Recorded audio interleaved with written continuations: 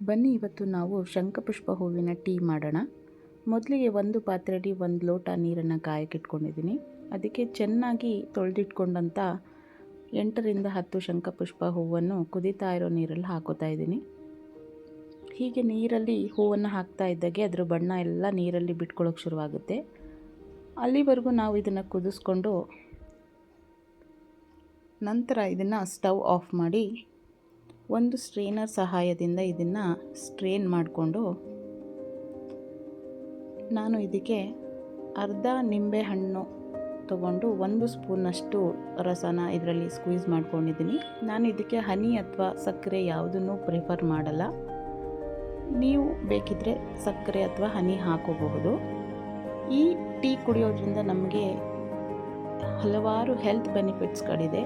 ಇದರಿಂದ ನಮ್ಮ brain health, skin health ಹಾಗೂ ನಮ್ಮ ಏಜಿಂಗ್ ಕೂಡ ಇದು ಸಹಾಯ ಮಾಡುತ್ತೆ. ಹಾಗೂ ಇದು ನಮಗೆ ವೆಯ್ಟ್ ಮ್ಯಾನೇಜ್ಮೆಂಟ್ನಲ್ಲೂ ಕೂಡ ಸಹಾಯ ಮಾಡುತ್ತೆ. ಈ ಟೀನ ನೀವು ಕೋಲ್ಡ್ ಅಥವಾ ಬಿಸಿ ಯಾವುದಾದ್ರೂ ಕುಡಿಬೋದು.